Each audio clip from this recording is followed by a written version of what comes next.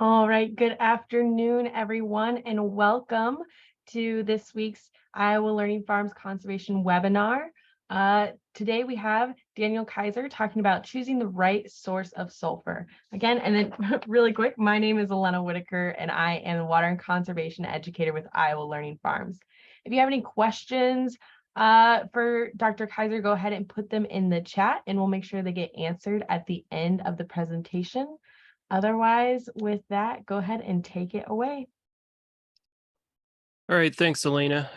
Again, my name's Daniel Kaiser, and for some of you that don't know me, I'm an extension specialist and a research scientist with the University of Minnesota, based out of the St. Paul campus. I started in Minnesota doing research back around 2008, and one of the key focuses on my research has been on sulfur. I mean, I've had projects dating all the way back to 2008, and the more recent work I've been doing is looking at sources, just trying to get a general idea for our growers up here with the multitude of sources that are available. What's your best option?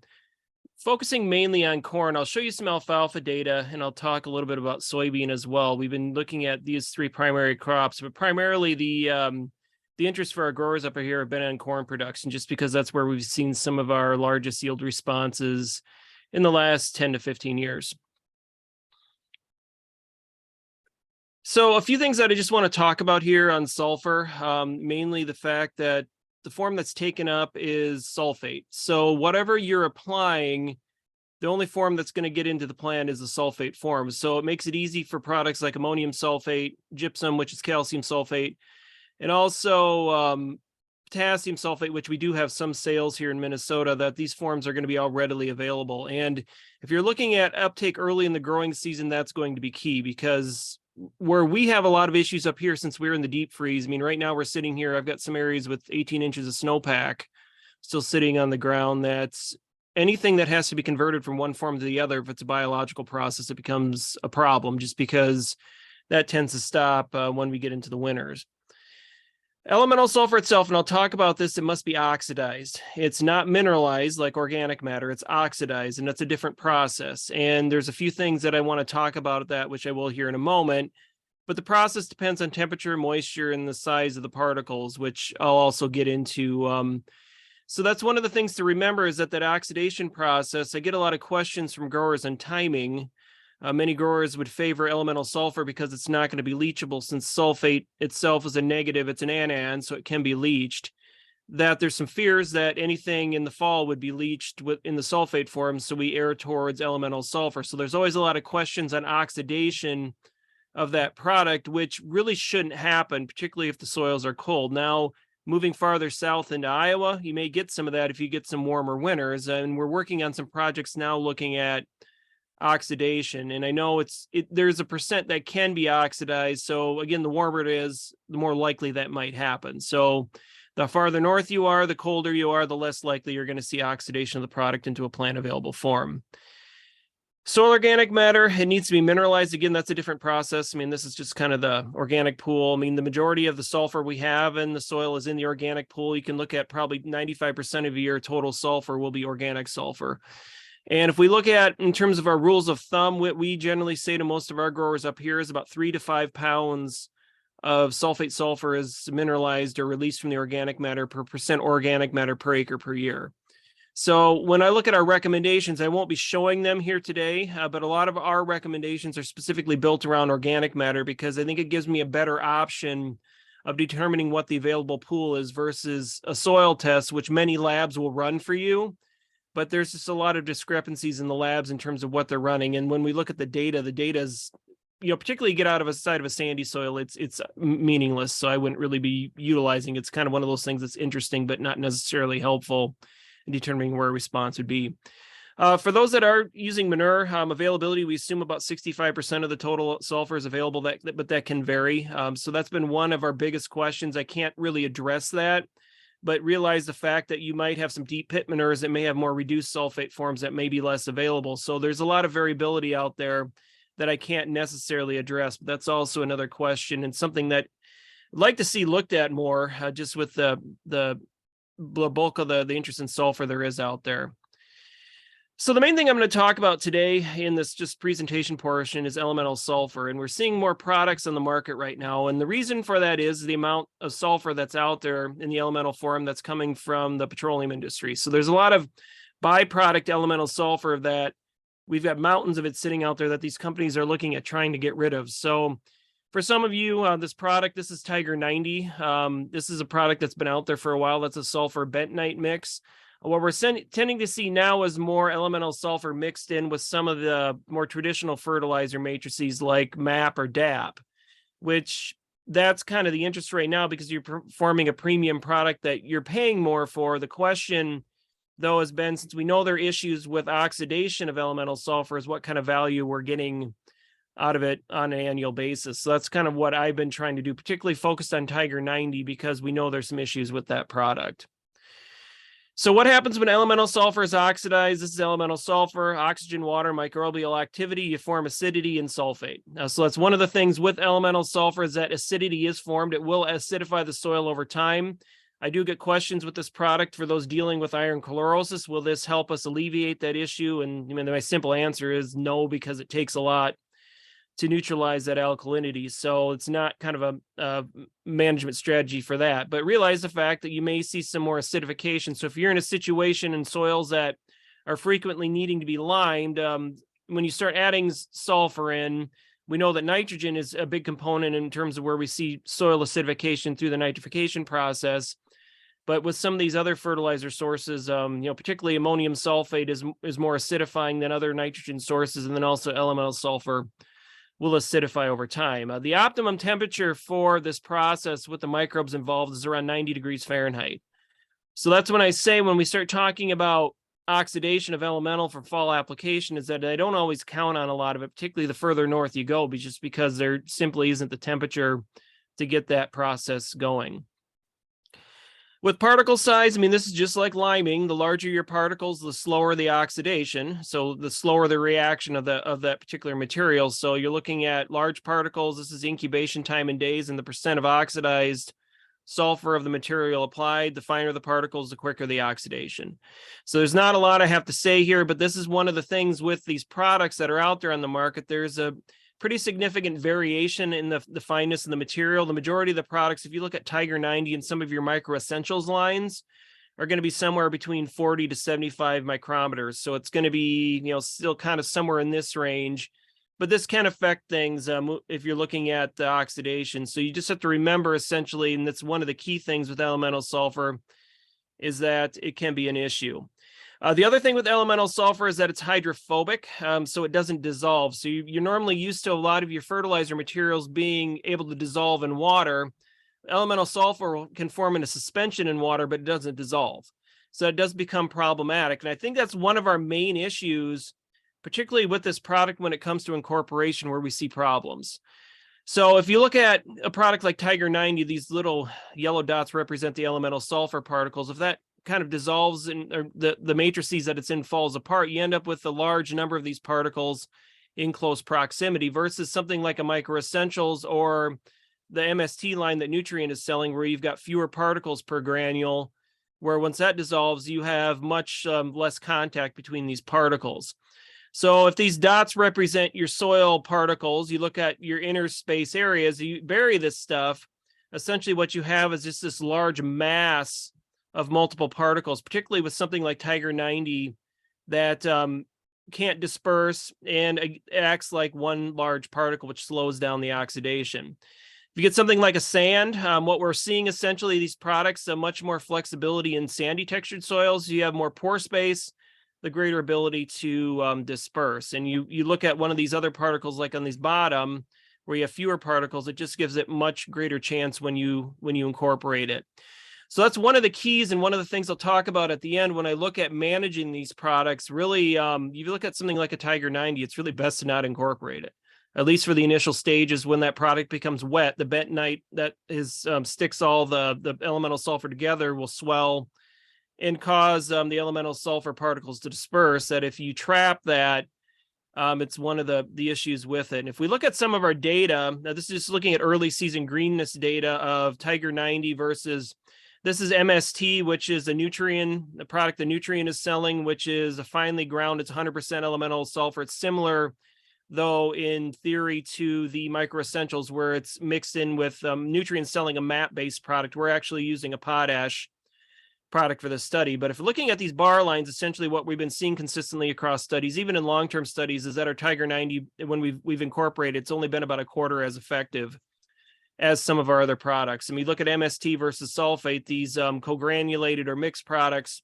seeing pretty similar availability. Although one thing I will say with these products, it does tend to take a little while to get them going, maybe 2 to 4 weeks, where we start to see oxidation occur.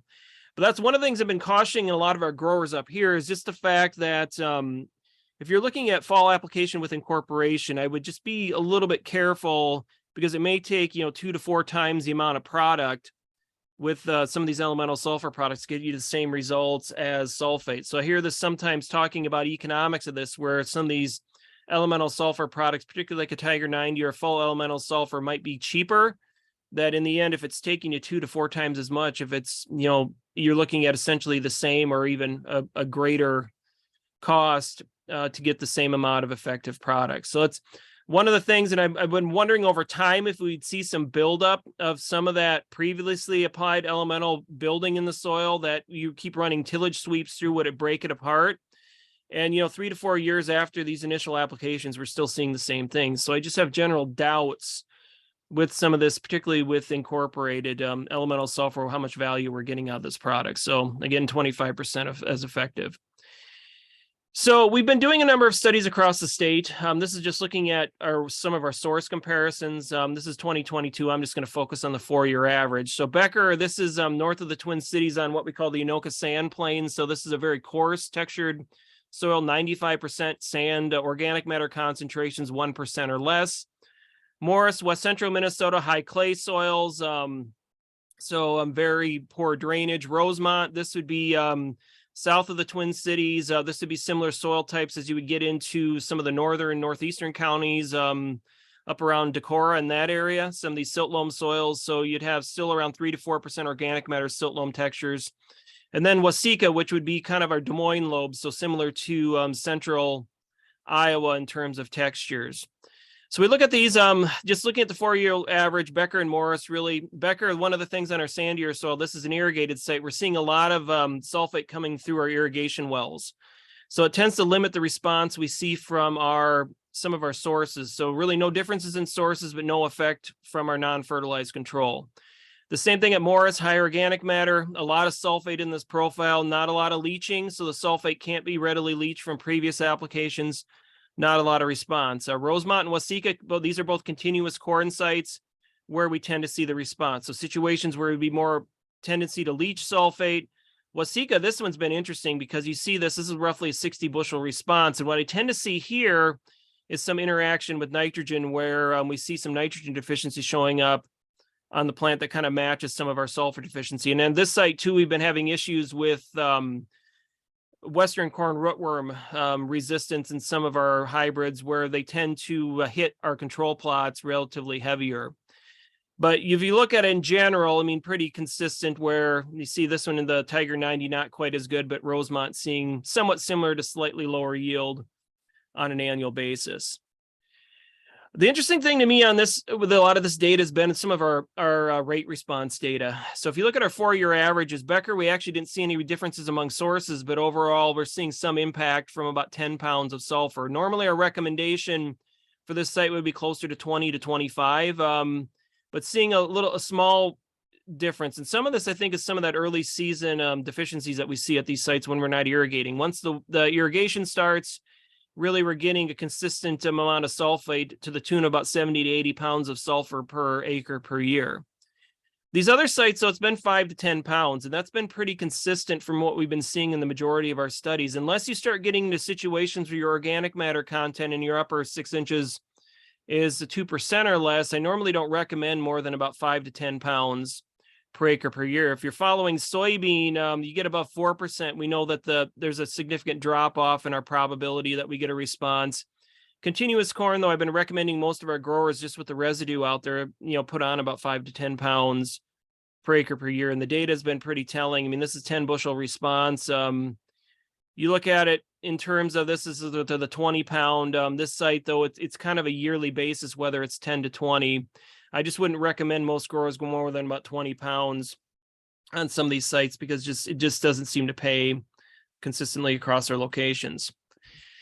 Alfalfa has been another interesting one. We've had a few sites out. I mean, I started studies in alfalfa 10 years ago, and we were never seeing a response to sulfur. The last 5 years or so, we've had some sites out there where we've seen some significant responses, and this has been at Rosemont. So again, similar to that far northeastern part of Iowa, seeing responses to roughly about that 20-pound annual application. And we've been putting our sulfur on just right after first cutting, just a single application.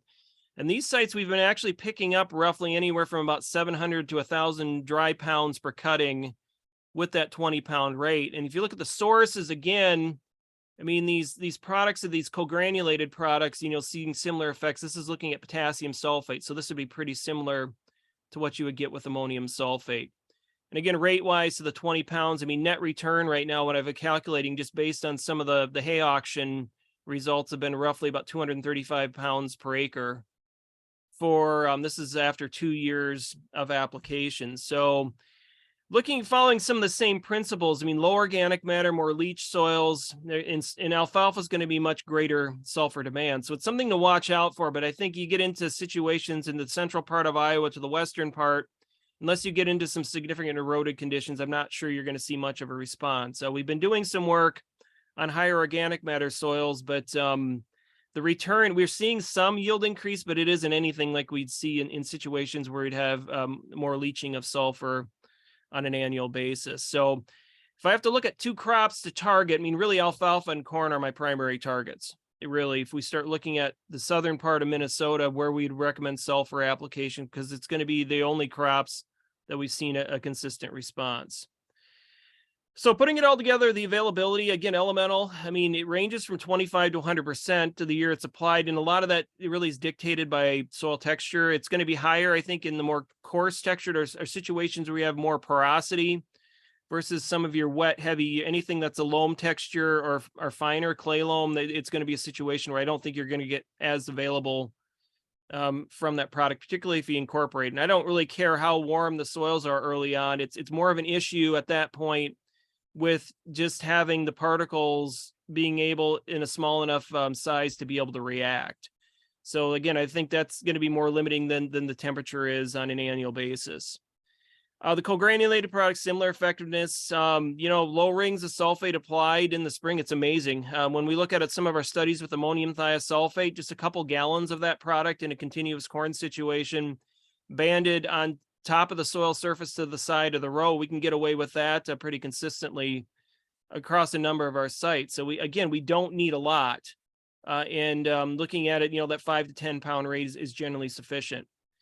I do want to talk just briefly about thiosulfate. It's part elemental, it's part sulfate. We do tend to see better availability though with the elemental fraction. So, this is looking at sulfate versus thiosulfate. You've got 2 sulfur ions here. One's elemental, one's sulfate when it dissociates. So you get some of that impact, but overall, really this product tends to become pretty available pretty quickly. So I put the availability of thiosulfate, almost similar to what I would say with sulfate. So those two I kind of use interchangeably. It's just the straight elemental sulfur that becomes more of an issue when it comes to oxidation. Another thing we've been looking at, which is interesting, is the sulfur content of some of the fertilizer sources that you're applying, that sulfur isn't part of the guaranteed analysis. So this would include triple superphosphate, which isn't common, but MAP and DAP are. And then some of these liquid sources, 31818, 624.6, 1034.0, and 918.9. What I've done is looked at total sulfur content of some of these products when we're applying. And if you look specifically at MAP and DAP, we're seeing anywhere from about 1.5 to just slightly over 2% of total sulfur, which is available. I've got data on this. So, if you're looking at a removal-based rate for a 2-year rotation corn soybean, what you would apply for the recommended rate in Iowa, you're probably getting roughly 4 to 5 pounds of available sulfur from that MAP or DAP application. And that's one of the reasons why I think these low rates tend to work with what our application is, because you're adding, that 5 pounds to additional 5 to 10 pounds, you're getting 10 to 15 pounds which is probably more than what that crop's going to need. So that's been one of the things that's interesting. These lower salt products tend to have a lower content. So these things that are more food grade phos acid, these clear products are likely going to have lower. And 1034, you look at it, this is about 0.84, so it's not a lot. So your liquids are going to likely have less than your dry products, but it is there and it is available. So it's one of the reasons when I hear a lot of consultants and growers up here pushing for higher rates, if they're already being fairly aggressive with their phos recommendations, they're getting some there. So, I mean, getting more than about 20 pounds with an actual sulfur application probably isn't necessarily needed unless you're trying to adjust it based on the availability of a particular source. But it's one of the things I'll continue to track, but it's one of the things that, I mean, no matter where you're at, you're likely going to get some available sulfur. And it's one of those things that if you look at the overall contribution, and, we talk a lot about the rainfall decrease in precipitated sulfate coming into play, that I think this is also coming into play too, as well as we had all these incidental applications that were in the past, and that's why we didn't really necessarily need sulfur, where now it's becoming more of an issue. So the more MAP and DAP you apply, the less I'm worried about high rates. Removal of P, again, about 5 pounds with the majority of these. The effectiveness long term, I think you're going to see about 25 to 33% if it's incorporated. If you're looking at a situation where we have some growers strip tilling and injecting fertilizer, I absolutely would not use Tiger 90 in that case. You need to have it on the surface for some period of time for that product to be effective. So burying it really becomes somewhat of an issue. You might get a little bit higher than that 25% the further south you go, but still, I think you're going to have problems. Micro essentials, I mean, that's not as much of an issue because half the sulfur is in ammonium sulfate. Some of it's in elemental, but these products, the finer they're ground, I really don't have any issues. You might see some striping early on, but that should more quickly go away because those products will become relatively effective.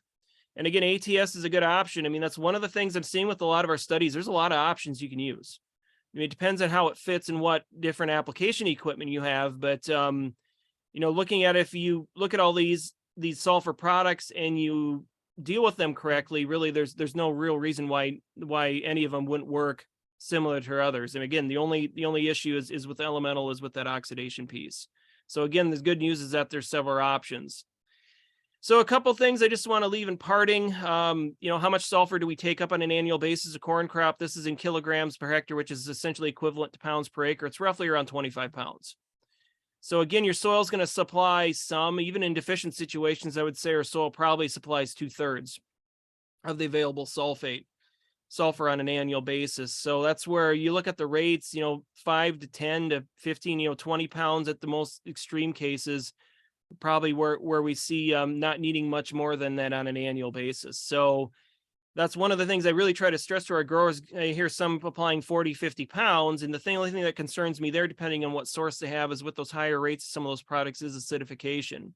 Is essentially they may just be hastening the need for a limestone application by acidifying their soil quicker with those high application rates, when the uptake is going to be roughly, almost half of what they're applying. So the only reason I think that would be needed is if you got a situation where the soil is tying it up. But again, looking at it, that's really more of an issue early in the growing season. And when we see continuous corn responding to 5 to 10 pounds, I don't think there's really much need for anything else. So I just wanted to throw this out there for soybean. I get a lot of growers looking at it. It's working for other crops. Does it work for soybean? It just doesn't respond the same looking at it. I mean, when we look at it, commonly when I look at a lot of our data, it increases vegetative biomass. And for some of you that, you work with soybean, you know that too much biomass isn't necessarily a good thing. And where I've really seen my biggest benefits from sulfur on soybean have been in some of the soils, particularly in the far southeastern part of Minnesota, which would be like northeast Iowa, where we've applied 20 to 25 pounds ahead of the corn, where it carried over to the soybean crop and the soybean picked it up. And we were seeing essentially where we weren't getting those biomass buildups, where we're seeing some pretty significant benefits to the soybean crop. So that's really where, in limited cases, I've seen a response, and it's always been to that residual effect from the previous year's application, because it just seems like it's good to feed off the residual and what's left over from the corn crop. So that's kind of what I stress to a lot of our growers here is, target it in the crops where it makes sense, because you're going to get a higher return. And the majority of the rates you're applying likely are going to be enough to carry some over to the next year. So would I suggest it? No-till situation, maybe. We're looking at it now. I see responses maybe to about 10 pounds, but it's been very limited number of sites. And I wouldn't go more than about 10 pounds because it seems like the yield is the same as a 0.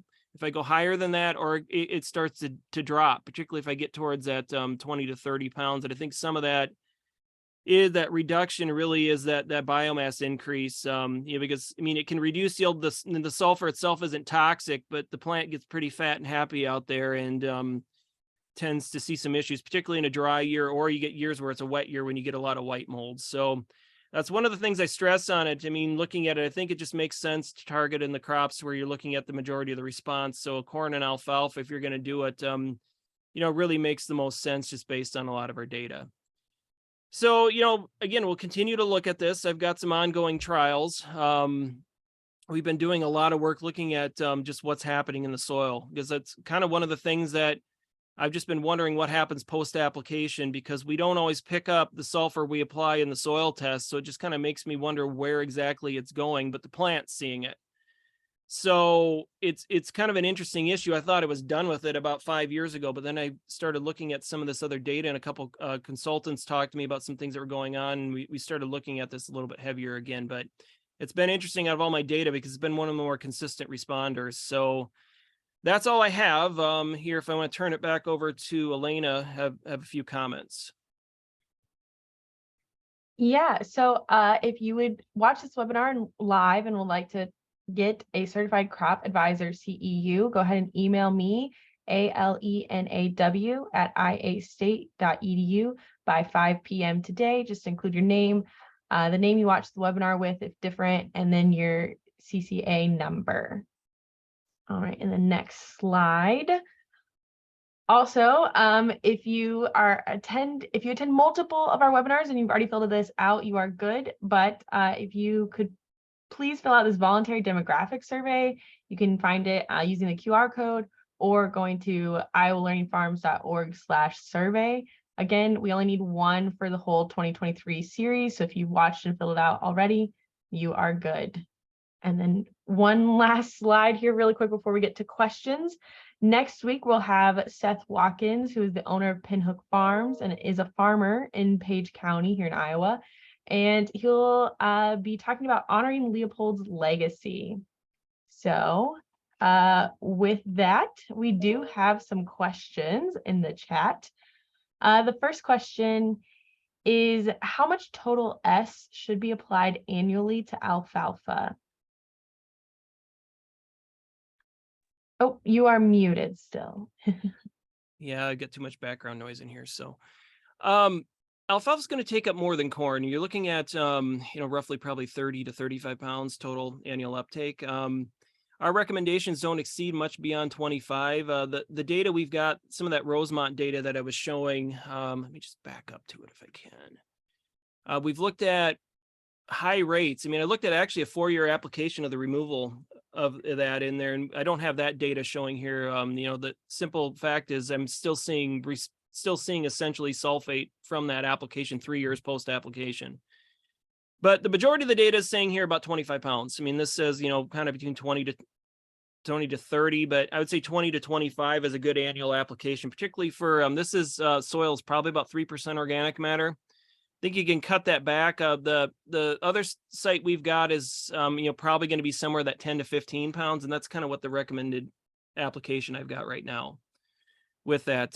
So we changed that probably 10 years ago with the recommendations. I added those, but the data right now is kind of saying those same things, that I don't think you need to go much more aggressive than that. I mean, you could probably, with some of your situations, if you're pushing more cuttings, I mean, we're doing 4 cuttings in our system. So we're looking at, if you're going higher than that, maybe a little bit more, going towards that 30-pound rate, but I don't know if you're going to need much more than that, because again, your soil is going to supply something. It's just not quite enough in some of these situations. All right, perfect. Another question. They're asking, should farmers who do small grain production, should they concern themselves with sulfur, or is it not important? So we've looked at small grains. I've mainly looked at it in hard red spring wheat, which I would assume would be kind of similar to oat in terms of what you would see for response. And I've been hard pressed to see any responses to it. And it's one of those things that the only time we've seen any impact, this is, far northern Minnesota.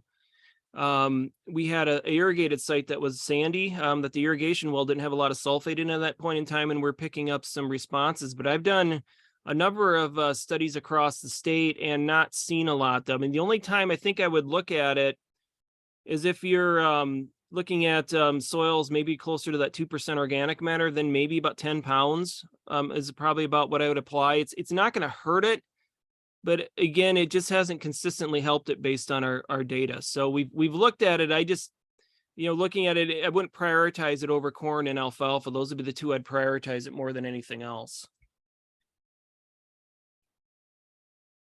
All right, another question.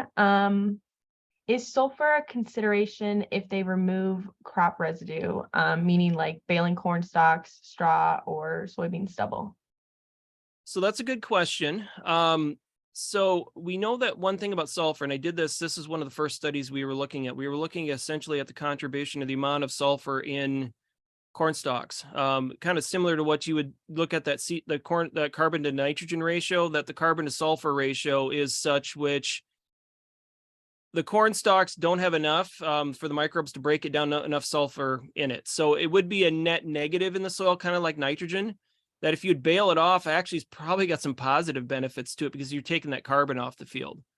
So that's one of the things that it will tie it up. And that's one of the reasons why I recommend some sulfur for continuous corn, because it just seems like with the amount of residue that's out there, particularly with these newer hybrids, we saw it back in around 2000. If you look at our nitrogen guidelines, where our N rate recs just started increasing linearly per year. And I think that's all due to some of these newer hybrids and the amount of residue that's out there. So it's the same thing with soybean. I don't think I'd worry about it because the bulk of what you have is going to be in the leaves. So that's likely going to be broke down. Plus, I think a lot of the issue with the residue isn't necessarily the amount you're pulling out. It's more just the impacts that the residue have on the normal mineralization and cycling process. So you pull the residue off, essentially those soils are going to warm quicker. The mineralization is going to kick up quicker, where I wouldn't really be as worried about it. So yes, corn stalks, if you apply, it's going to be more of an issue though, I think, if you leave them on the field. And that's where I do recommend a small amount applied of sulfur on an annual basis for continuous corn for our growers, just because we have issues with mineralization kicking in and that corn stalks can make it worse. All right, another question.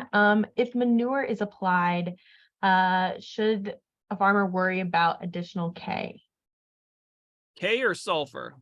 I think they wrote K in the chat, but I'm assuming sulfur. So actually, well, it could be either or. Yeah, I mean, okay. I mean, it just depends on the content, but that's a pretty easy one. Sulfur again is the harder one for us to figure out the availability right now. If you've got bedded pack manures, I think you're going to be less likely to need it, just because the sulfur is going to be probably in a form that's going to be more readily mineralized or released.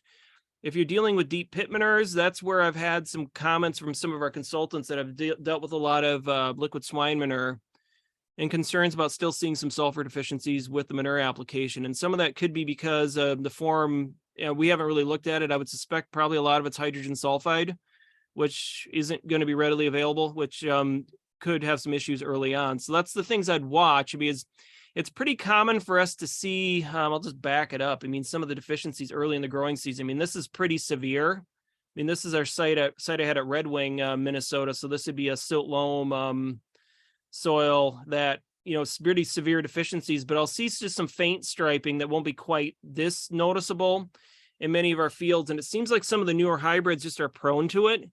Particularly, we see a lot of issues. It seems to be a lot of my DeKalb hybrids tend to show some faint striping, but it tends to go away pretty quickly. So, as long as it doesn't look like this, it's not as much of an issue. So it's one of those things that you can kind of detect and see. And that if you do catch it, what we have been seeing is that even if we haven't had anything applied pre-plant or at planting with sulfur, that with the V4, V5 application of side dress, I've been able to go out and correct the problem and get maximum yield.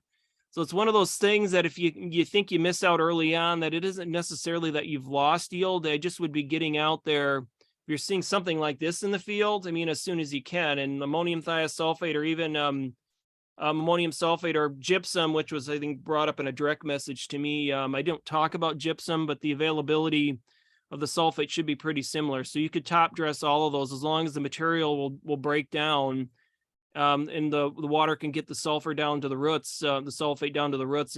It should come out of it pretty quickly. So I've had pretty good luck with applying in season at V5 with those products. So that's kind of one of the things, I guess, just to kind of look out for with it. If you are using manure, I wouldn't suspect there'd be a problem just with the total amount going on. But if you're seeing any severe striping, I mean, by kind of non-severe, a lot of times the plant will look green, and you'll really have to look kind of up to the light through it to see some of the striping that we tend to see early on. So this is, as I said, pretty severe for a sulfur deficiency.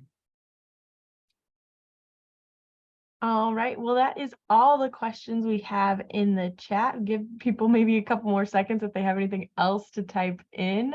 Otherwise, this will be recorded and on our website. So thank you all for attending today. And again, next week, we're going to have Seth Watkins with Honoring Leopold's Legacy. So, and with that, I'll go ahead and stop the recording.